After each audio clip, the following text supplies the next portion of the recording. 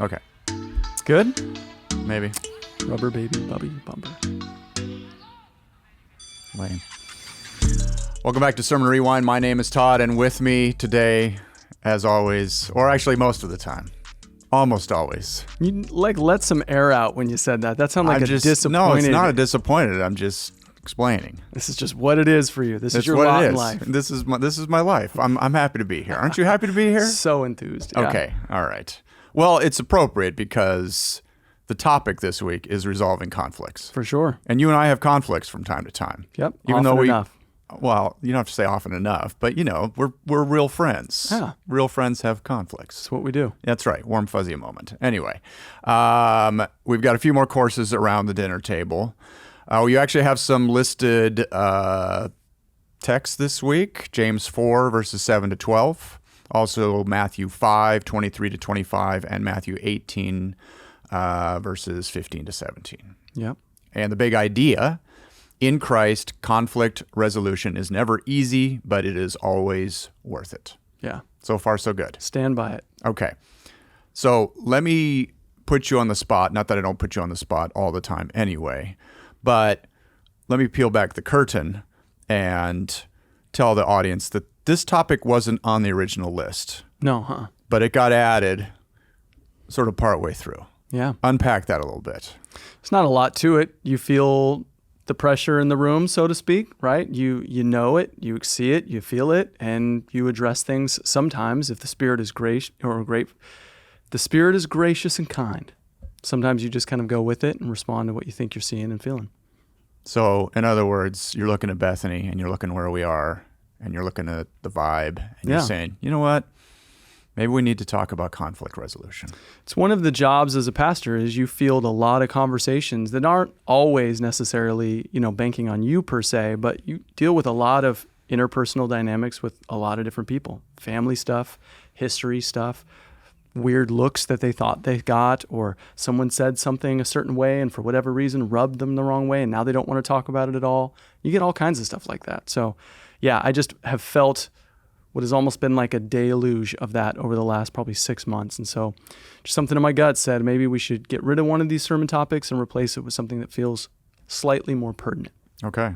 So let's talk about that deluge a little bit, because in your first point, you said in order to resolve a conflict with others, we must first resist the temptation to get our way, which is admittedly pretty common. Yeah. We wake up in the morning and we look at the world and we say, how can this world benefit me? We may not specifically say that, but if we're honest with our sinful nature, that's the way we orient ourselves. For sure. So this is a little bit of a broad-based question, but it can be difficult for us to differentiate our own convictions. You talked a little bit about the idea that, look, sometimes it's just about what you want, right? This is not big picture. This is not the kingdom. This is not scriptural. So what are some telltale signs? How do we know whether or not I'm making this about me, my needs, my insecurities, my stubbornness, my way of thinking, versus what God has for us, what God has for me, what God has for this community? Yeah. Honestly, I think there are kind of three things you can go with universally all the time. Am I legitimately, honestly praying about this? And I know that term can get rather generic pretty quickly, but really what I mean by that is, am I getting before the Lord Jesus and saying, search my heart? Do I feel this way for vain reasons, or do I feel this way because I'm sharing in your concern as well? Is this something that is in me because of you? And does this deserve then as a result to be addressed in the church or with this person? So am I praying about it? Am I being honest with Jesus? And am I asking Jesus to cleanse me of impurity if in fact it is not?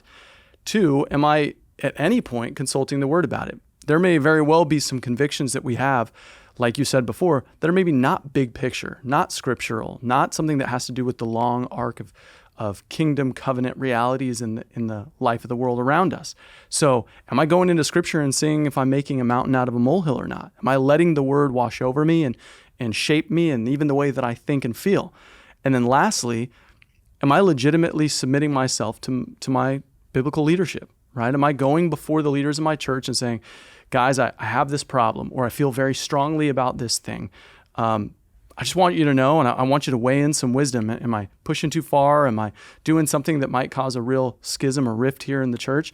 Like, if you put yourselves or orient yourself rather around those things and do it often, you usually will have one of two outcomes. You'll have somebody who backs off at some point and says, I don't think this conviction of mine really aligns with the Lord's, or I'm doubling down on this thing. There's no question in my mind now that it is. And I think it's the rigidity of the process that people abandon often. And they're just willing to say, I feel this way. This is how I feel. Take it or leave it. That's our problem. So let me ask a follow-up question that I was just thinking of. There's a whole spectrum of perspectives on life, the universe, and everything. Yeah. We're talking about the church here, right? Absolutely. How we do things, our process, ministry priorities, worship order, how we spend our money, what color the carpet is. There's all kinds of stuff. So there's a spectrum there of really small stuff. Yeah. Right? But not necessarily useless things. Suggestions. Hey, I had this thought. Then there is, again, the bigger picture things of ministry goals, ministry priorities, where we draw our authority, where we're going as an organization over the big picture. Should we bring everything up? Is there things where we sort of say, this might just be my thing? I'll give you a simple, probably inconsequential example, right? Okay. You mentioned the fact that we now do communion every week, which is new, relatively new to Bethany. This is not part of our history. This is something that has frustrated a percentage of people. Well right? said. Right. Okay. I'll give you a small piece of that. The communion cups we use, little thing of juice, little styrofoam wafer on top, right? Yeah. The particular vendor we have, the foil on top of the little wafer is the loudest cellophane on the earth. Yeah. So when 150 people peel that little thing off, right?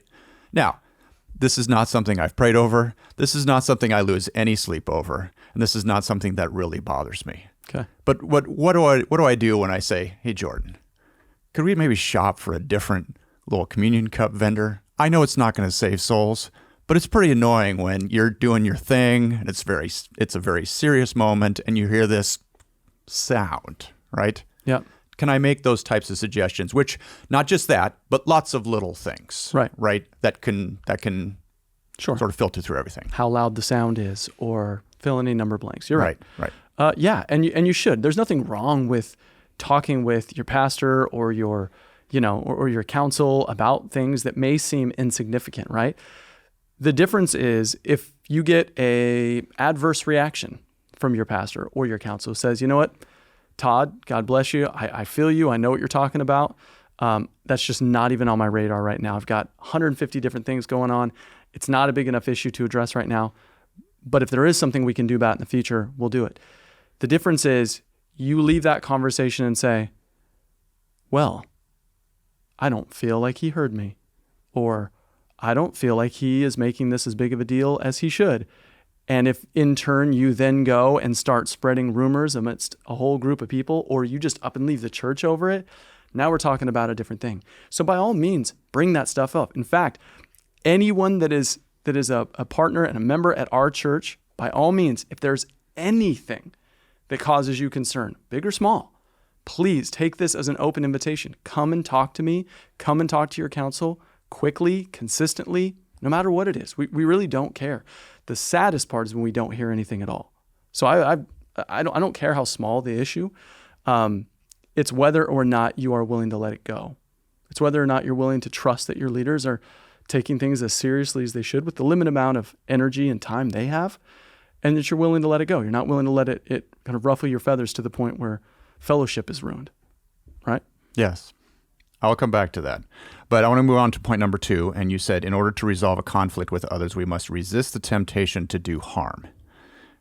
There's no good way sometimes to critique. In other words, there's no good way sometimes. Well, there's polite ways, right? There's respectful ways. But at the end of the day, sometimes if I say, I believe that the decisions that you're making are incorrect. I can be nice about it, For sure. but I'm still challenging that.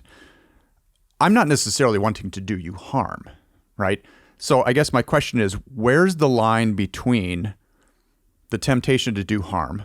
I want to make Jordan feel really bad about this. I want to make him feel insecure. I want him to feel beat down. I'm hoping that I can, if I get enough people to put pressure on him, he'll cave. Sure. That sort of thing. Versus, I wrote down, is there a role for conviction, enlightenment, Yep. and clarification? 100%. Knowing that you're still a flawed individual, the council is still flawed individuals. There are mistakes that are maybe made or misguided decisions that are made Sure. from time to time. Yeah. So where again is that balance between me not necessarily wanting to harm you, but knowing that if I challenge, that people might take offense. People Yeah. might say, why are you questioning this? Yeah. Right? What are you trying to do? I'm asking questions. Yeah, no, that's great, and I think a really important question to raise. First off, we'll use me in this situation as like an analogy, but obviously this applies to any kind of rift and conflict that you have in the church, between anyone for that matter. The missing variable between causing harm and critiquing is the real living, breathing person itself, right? So if you come to me and said, Jordan, listening to your sermon on Sunday, man, I've got some issues, truthfully, theological maybe even, as well as just all the way down to your style and your cadence, all of it, right? I've got some stuff to talk to you about. I'm going to accept it. I may not agree with you. I may not think that you are right, which means that you may not very well get the desired outcome that you hoped for. But there's nothing wrong with critique. In fact, I know that there's like this long-standing tradition, not here just at Bethany, but in a lot of some of these CRC churches where people are scared to death to ever critique or ever dialogue with their pastor about things they think he might have done or said wrong, right? And that's got to go away. You guys have to get comfortable with the idea that we are first brothers and sisters in the Lord. And there's space among that familial reality for us to be able to disagree and talk. Now, the flip side of that coin is harm is when you say, I am not interested in, or I don't value the person enough to go to him. Instead, I'm just displeased with what happened, so I need to get as much affirmation from the bandstands as possible. So I'm going to go and I'm going to invite so-and-so to come to brunch with me next week. And then while that person is there, we're going to sit here and talk about all the ways I think Jordan or someone else went wrong. And if I can get 15, 20 people on board with me, then he's just going to feel it and he will have no other choice but to do ultimately what we say. There's the difference. So that's a good segue into point 3. Your third point was, in order to resolve a conflict with others, we must respond like we want them resolved for the good of all. Mm-hmm. And you were talking about a sort of a process of conflict resolution. Yeah. Now, let me push back a little bit on, because I'll agree with you on the general premise of, hey, come and talk to you, right? Yeah. Go talk to you. You have shared with me, not details, not people, but the fact that you have people that do come talk to you. They walk into your office, you sit down, you have a conversation. You don't always agree on everything, but they do come to you. Yeah. You've also shared with me, lamented, and I also agree with you, there have been people that have written you anonymous notes. Quite a few. And I'll double down on that and say lame sauce, which I know is young people vernacular, but that's weak in my mind. So I'm just going to say to the people out there, if you're doing that, don't do that. Go talk to him. He's not going to bite you. I don't think you are. At least not hard enough for it to hurt. Yeah, exactly. Yeah. So here's the question, though. I don't find you intimidating. Sorry. No, that's good. Yeah. I don't want to be. But that's me. Yeah. I don't find the council intimidating, but that's also me. There's a percentage of people who, A, hate conflict. Mm-hmm. I mean, hate it with a passion. And B, as you said, have grown up in a setting where you don't challenge the dominie. You just don't. Yeah. It's ingrained. So can you just say, hey, that's just got to stop? It's not that simple, is it? Or do you think it is?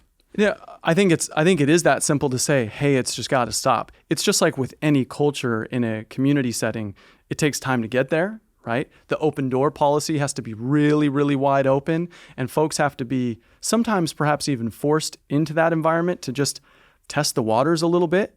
And that culture can change though. And I think that's the important variable here, that we can get to a place at Bethany where whether it's the pastor or the council or just brothers and sisters on equal terms, that we can just dialogue with one another even if we strongly disagree. I believe that's possible, and I think it's something worth fighting for. So yeah, it's a culture change. There will be a shift. It will take some time. It's a learning curve, but it's something that I can simply say that must stop. Please come to me. I'm not going to think down on you. I'm not going to hurt your feelings. I'm not going to do you any harm either if you disagree. And even if you disagree strongly, we have to get to a place where our shared blood-bought, relationship trumps everything else. We really do have to get there. And in order to get there, you just have to start putting one foot in front of the other and try it out as we go. So a follow-up to that is, what does that look like when you say putting one foot in front of the other? Are there things we can do as a community to facilitate an easier transition to that, where we do create, I don't know if it's forums, I don't know if it's whatever it is, so that people do believe you, that they embrace that. You're saying the words, I believe you. I know you're sincere about that when you say, please come and talk to me. Yeah. You're not guaranteeing that you're going to agree on everything, but you are genuinely saying, please come, let's have a dialogue. Right. How do we make people, I don't know if you can make people feel comfortable, if that's the right phrase, or you just create an atmosphere where that really happens? I think what has to happen, and this is the slow walk marathon of the whole thing. I think what you need to do is you need to have some brave individuals that are willing to do it and to see how it goes. And then it really does take those people going back and saying, no, honestly, guys, you can sit and talk with them. Seriously, it wasn't hard. It wasn't hurtful. Like my heart rate was low. Like I wasn't sweating. Like this was okay. We can do this together. In order for that to just like slowly pass, right? The baton just has to go from one person to another. If you create a platform, and I'm not saying that you advise this, but if you create a platform where it's like a group think tank, or we're still almost like a town hall meeting, right? Where it can very easily shift gears to like pitchforks and torches, you just won't get the desired effect out of that. And what I mean by that is that you won't get the relationship there. What'll happen is, whether it was me or someone else, you put someone in an environment where a whole bunch of people address them from across the room like they are lobbing rockets over a wall, and you'll just get this out of me. What will happen is I'll probably get really defensive, and I'll probably try to think on my feet in a way that won't be consistent with the way that the Lord Jesus would want me to be. So it's so much better to just say, let's go grab a coffee. Let's start the conversation as two people who love one another in the Lord, willing to hear each other out, no matter how wild it gets. So I just think you have to create a culture of relationship where I'm having this conversation with you because I love you, not because I want my way, not because I want to harm you, and definitely not because I think that I'm right all the time. And when you do that and it works often, I think that's how you win the game. I think that's how we get somewhere. So that's what I'm open to doing. I'm open to, I'll pick a day out of the week and I'll say, look, guys, this is my open office day. You can come in and bother me for 8 hours at any point in the day if you want. Wide open. I'll be there over the phone, email, face-to-face, whatever you want. I'm happy to do that because I want our congregation, I want our people to know that this is of such high value to me that I'll figure out how to cut a day out of the week. Like, we'll do that. So you're going to have conflict resolution Thursdays? Is that what you're saying? That has a nice ring to it. Okay. Yeah. Well, because you were talking about this, and again, there is a biblical sequence, right? You have a conflict with somebody, you go to that person, and you see if you can hash it out, and hopefully you can. And if not, you bring a person. And then if you sort of go down the line, you mentioned bringing counsel, right? Bring a council member. But you also can acknowledge that sometimes the beef is with the pastor and with the council. So who do they bring at that point? Other people of the council. Other people of the council? What if it's the whole council? If it's the whole council, then you just bring yourself before that council in general, because you have to trust in some way that the council itself has your best interest in mind. Now, if you walk out of that and you say, man, our council is just full of thieves and pirates and they're just monstrous in every way and we're not getting anywhere, you still have all the right in the world to go to your classes. That's why we have them. So it's not like the buck has to stop with these people and as a result, we're just going to win. That's not how it works. Right. There are good checks and balances within the CRC and in most Reformed traditions, and they're there to protect not only the congregation, but to protect the leadership as well. So yeah, by all means, go through the appropriate processes, right? That biblical framework that I gave, it's there for a reason, and it comes directly from Jesus' mouth to us. Go quickly, face to face. If that doesn't work, bring some other brothers. If that doesn't work, go before your council and allow them to make final decisions about things. And heck, worst case scenario, if that doesn't work, go before our classis, and our classis will definitely oversee the whole scenario itself. But it is, and again, we don't necessarily want to let people off the hook, but it is important to acknowledge that that is still an intimidating construct for people to say, that's fair. I'll go before the council. I have no problem with that, but I'm probably an anomaly. Yeah. Most people would be a little bit sort of freaked out at that idea because, they'll still picture kind of this dark room that's filled with smoke and, strange lighting and stuff like that. Even though you and I know, again, these are just people and they're nice people and they want to resolve and come up with a solution that works for everything, but it can still be a little bit of a hard road for people. For sure. Yeah. So then here's a great idea. You just threw yourself under the bus, right? You heard it here first. If you are, intimidated to go before the council, Todd will go on your behalf. Absolutely, I will. Just go directly to Todd. I will offer that proxy service. Yeah. Hit me up on Sunday. We'll do it. There you go. Okay, last question. Because what this gets into, again, is a little bit of the pragmatism of this, right? And how do we sort of move forward as a community, right? Do you want to see us do this on an ongoing basis? And what I mean by that is, let's say someone does come to you. They've thought about it. They've prayed about it. They feel pretty good about, their convictions on things. Yeah. Right? Your response is, again, respectful, thoughtful, but it's a no. Okay. Right? And you and I, we talk about stuff a lot. Different, ministry priorities and that sort of thing. It's not necessarily things where it's salvation issues, but we sort of say, you say, well, I think we should do it this way. And I go, well, I think we should do it this way. Yeah. And sometimes we agree to disagree. Would you advise people to keep sort of the nagging widow, as it were, with the judge, right? To come back to you and say, I know you said you're not into this, but I still really think you need to rethink that, because not all of this stuff gets all tied up in a nice, neat bow where everybody's like, oh, well, I asked and they said no, and I'm fine with that. Right. They still have conviction. Do you want people to keep doing that? Do you want them to keep persisting?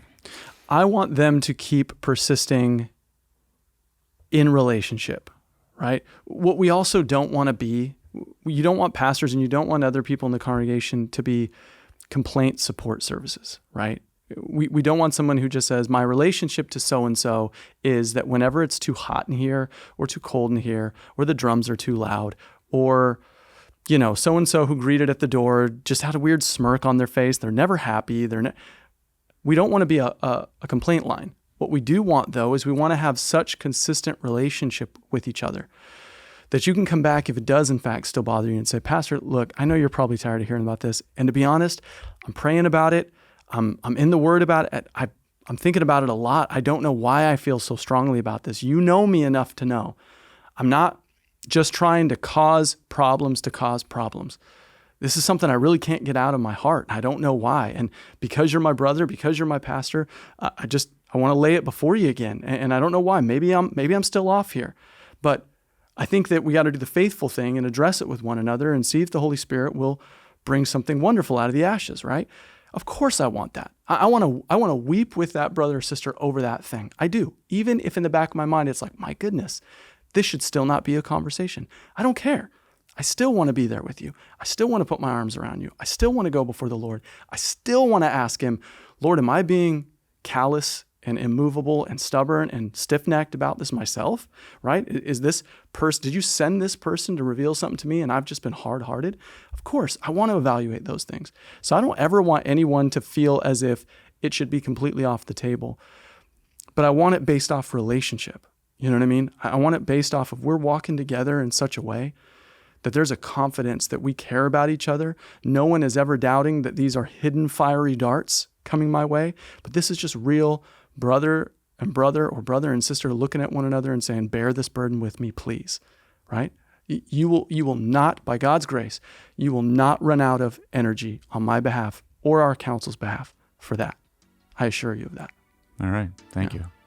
You just had to use the drums being loud as an example, didn't you? You know, it just came to mind. I don't know where. I know. Yeah. I know. It's okay. I'm used to the persecution of the percussion. Thanks again for joining us on Sermon Rewind. A reminder, Wednesday nights, we're here. 5:45, free dinner. 6:30, we discuss this. Otherwise, watch us online. Leave some comments if you want. And thanks for joining us on Sermon Rewind. Look forward to seeing you soon.